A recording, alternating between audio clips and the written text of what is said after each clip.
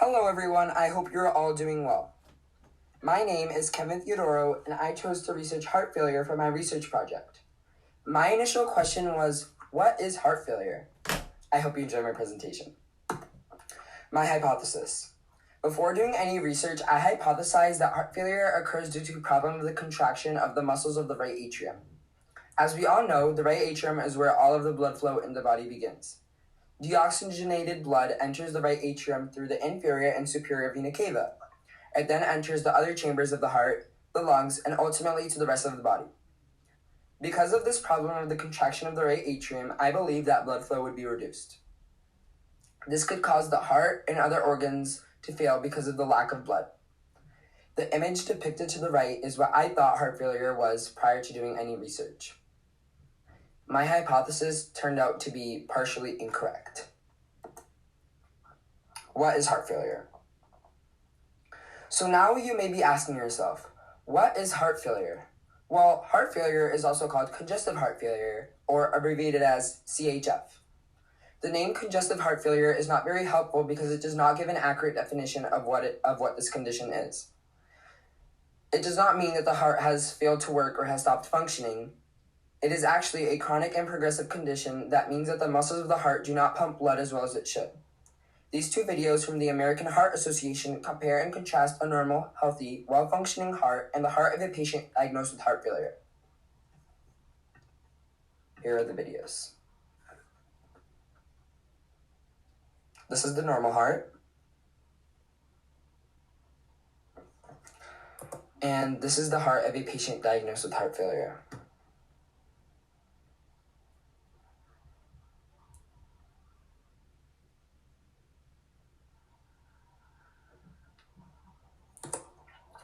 As you can see, in the well-functioning heart, the muscles of the heart will contract properly so that oxygenated blood can be sent to the rest of the body. In contrast, the muscles of the heart of the patient with heart failure do not contract properly. This is because the heart muscles have weakened and lost their ability to pump blood effectively. How heart failure affects the body.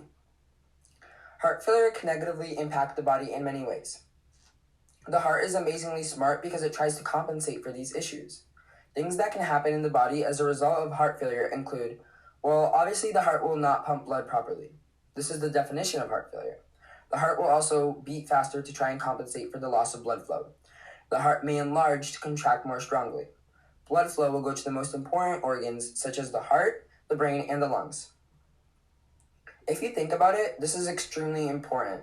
If you lost blood flow to the brain and the lungs, you could die immediately. Blood flow will be restricted to the organs that are not so important, like the kidneys. Yes, the kidneys are an important organ of the human body, but in this case, they are not the number one concern. Organs that are deprived of blood and oxygen for an extended period of time could suffer permanent organ damage. Blood and fluid could also build up in the lungs. Edemas can occur in the feet. And edema means that there is swelling due to excess blood and fluid. The image to the right shows some of the effects of heart failure on the human body. So as you can see, the heart has enlarged, you have swollen feet, and you have fluid surrounding the lungs. Types of heart failure. There are 4 types of congestive heart failure. It usually begins with the left ventricle, but these different types can affect the left, right, and both ventricles. Left-sided heart failure means that fluid may be backed up in the lungs. This can cause a shortness of breath.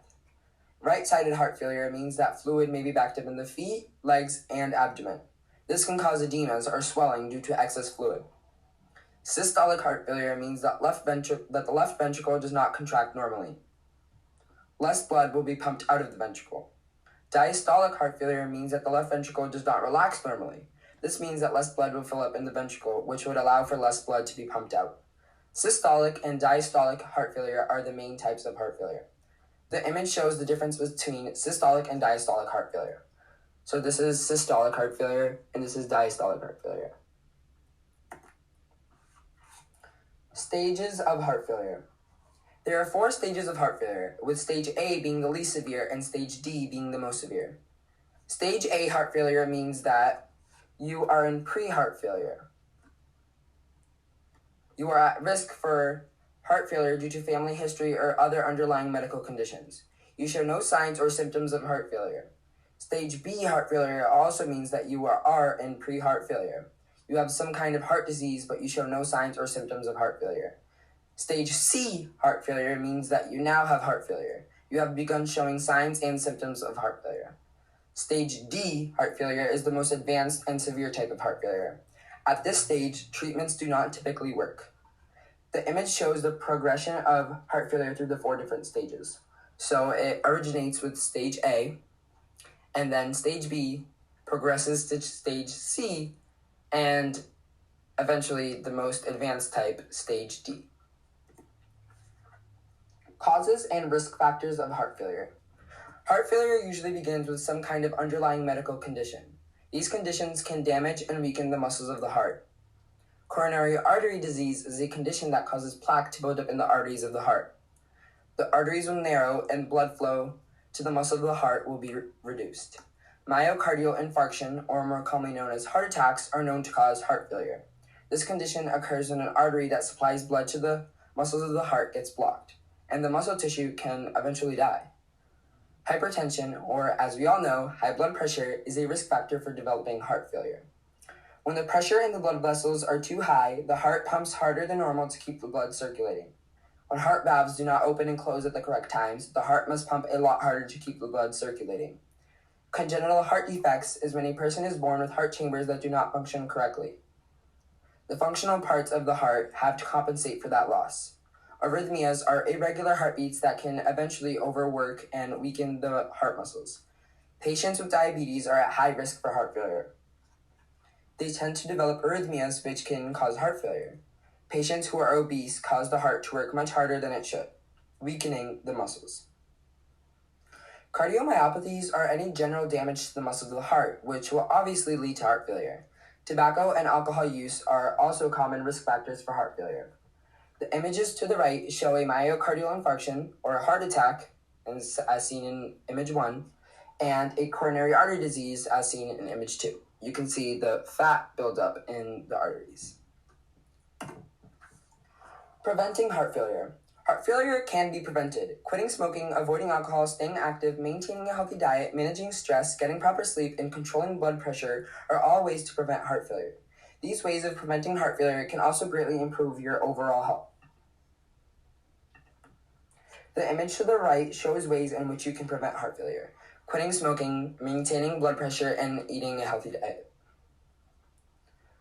Signs and symptoms of heart failure. The following are signs and symptoms of heart failure: shortness of breath, constant fatigue, edema in legs, lungs, and abdomen, persistent cough, weight gain from fluid retention, lack of appetite, nausea and vomiting, decreased alertness, increase in urination, tachycardia or fast heart rate, and chest pains. The image to the right are some signs and symptoms that a person who is in heart failure may experience. So coughing, tiredness, shortness of breath, edemas, and yeah. How is congestive heart failure diagnosed? The first step the doctor will take in diagnosing heart failure is reviewing the patient's medical history, family history, and symptoms. These methods tell the doctor if you are susceptible to heart failure. Since the symptoms and medical history of heart failure is similar to other heart conditions, it is hard to diagnose and differentiate.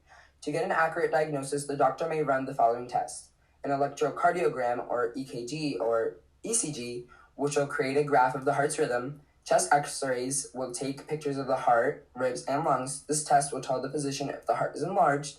Blood tests can tell the physician if there are any diseases that affect the heart. An echocardiogram, or echo, is a test that takes an ultrasound of the heart. This test can tell the doctor how well the chambers of the heart are working. During a stress test, you will exercise, typically on a treadmill, and the doctor will examine how hard the heart is working. In a myocardial biopsy, the doctor will insert a small cord and take small pieces of the heart muscle. It can diagnose heart muscle diseases that can eventually cause heart failure. Finally, brain natriuretic peptide, or BNP, is a hormone in the blood that will rise during heart failure. This particular test is very important in diagnosing heart failure because it gives rapid evaluation of heart failure. The worse the heart failure, the higher the BNP levels. The image below shows a chest x-ray of a patient with heart failure. As you can see, the heart has enlarged. How is heart failure treated? There is no cure for heart failure, but treatments can allow patients to live a longer and healthier life. With treatments, the heart may get stronger and symptoms may improve. Since heart failure is a chronic and progressive condition, it requires lifelong treatment and management. When treating heart failure, the first step is to treat the underlying cause. Remember that this could be repairing a valve or controlling heart rate.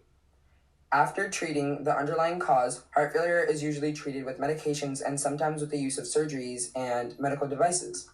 Patients will go on the following medications: angiotensin converting enzyme inhibitors, or more commonly known as ACE inhibitors, lowers blood pressure and reduces strain on the heart.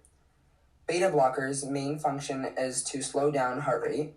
Diuretics, or fluid pills, help reduce fluid buildup. And digoxin makes the heart beat stronger and pump more blood. Patients may also undergo surgeries and have to use medical devices to treat heart failure. A heart transplant is a procedure where a patient's heart is replaced with a healthy heart from a deceased donor.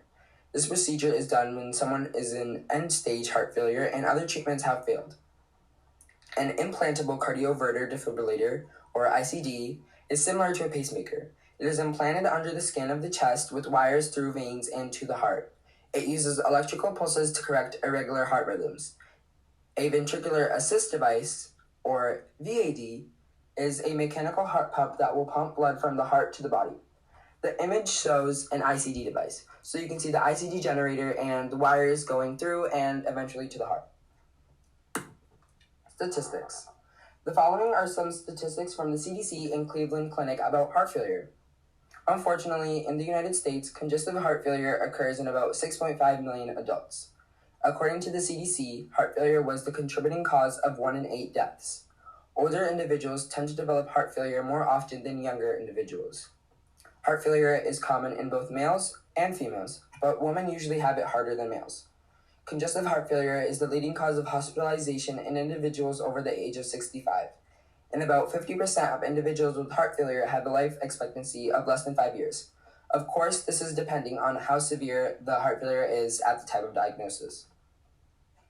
The image is a map from the CDC that shows the death rates from heart failure in individuals over 35 in the United States. Summary and conclusion. In conclusion, congestive heart failure is a chronic and progressive condition that affects about 6.5 million adults in the United States. This condition occurs when the muscles of the heart do not pump blood and oxygen as well as it should.